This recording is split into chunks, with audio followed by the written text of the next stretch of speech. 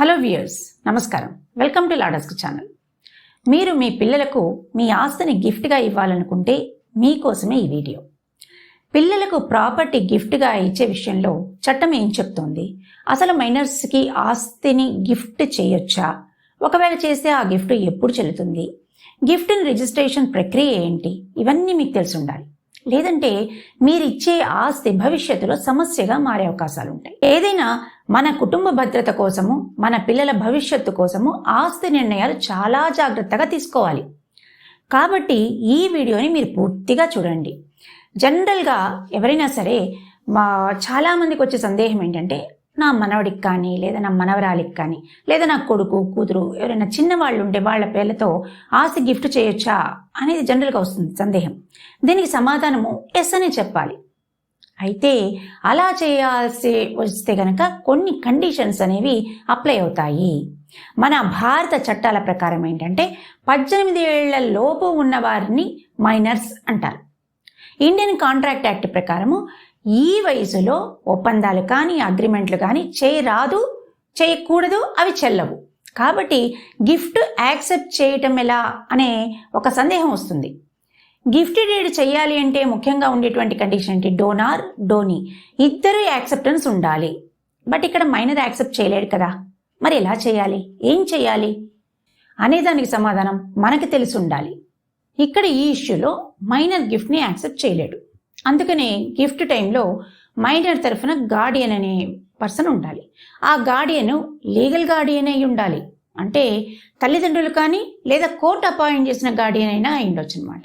అయితే ఇక్కడ ఈ లీగల్ గార్డియన్ పాత్ర ఆ ప్రాపర్టీ విషయంలో ఎంత ఉండాలో కూడా నిర్ణయించడం జరిగింది. అదేంటంటే గార్డియన్ ఆ మైనర్కి మెజారిటీ వచ్చే వరకు ఆ ప్రాపర్టీకి కస్టోడియన్ మాత్రమే. కస్టోడియన్ అంటే ఏంటంటే ఆ ప్రాపర్టీకి కాపలాదారుడుగా మాత్రమే వ్యవహరించాలి, అంతే తప్ప దాన్ని అమ్మటానికి కానీ లేదా ఇతరత్ర లావాదేవీలు చేయించడానికి కానీ అతను ఓనర్ కాడు, కస్టోడియన్ మాత్రమే. ఆ మైనర్ తరఫున గిఫ్ట్ రిసీవ్ చేసుకోవడము, దాన్ని మళ్ళీ అతని మెజారిటీ వచ్చిన తర్వాత అతనికి అప్పగించేయడము, అప్పటి వరకు ఆ ప్రాపర్టీని ప్రొటెక్ట్ చేయడం, అంతే అతని డ్యూటీ.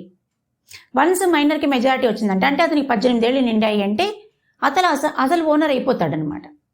ఆ ప్రాపర్టీని అతను మెజారిటీ వచ్చిన తర్వాత 3 సంవత్సరాల లోపల తన పేరుతో మార్చుకోవాలి.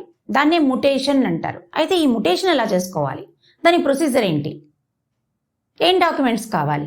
మైనర్కి 18 ఏళ్ళు నిండిన తర్వాత ఆ ఆస్తిని అధికారికంగా అతను లేదా ఆమె పేరుతో మార్చుకోవాలి. ఈ విధానాన్ని ముటేషన్ అంటారు. వన్స్ ఈ ప్రక్రియ జరిగిందంటే మైనర్ అండర్ గార్డియన్ ఇండివిజువల్ నేమ్తో రెవెన్యూ రికార్డ్స్లోకి ఎంట్రీ అయిపోతుంది అనమాట. దీన్ని ఎన్కంబ్రెన్స్ సర్టిఫికేట్లో కన్ఫర్మ్ చేసుకోవచ్చు. అయితే ఈ ప్రాసెస్ ఎక్కడ చేయాలి?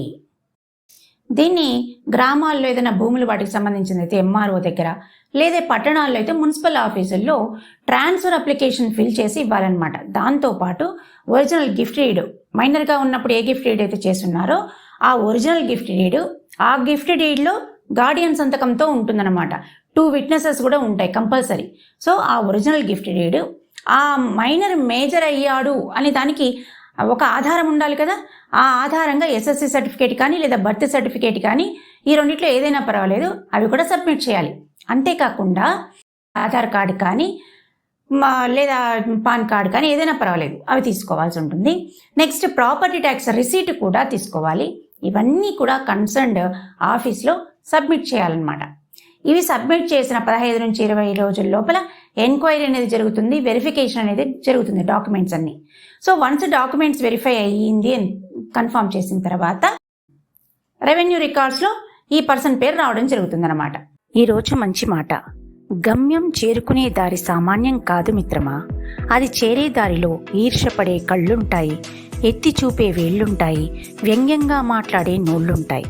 మరి భయపడ్డావో, నీ గమ్యం కనుమరుగవుతుంది, జాగ్రత్త. ఈ వీడియో కనుక మీకు నచ్చినట్లయితే లైక్ చేయండి, షేర్ చేయండి. మరిన్ని ఇన్ఫర్మేటివ్ వీడియోస్ కోసం సబ్స్క్రైబ్ చేయండి, పక్కనున్న బెల్ ఐకాన్ని ప్రెస్ చేయండి.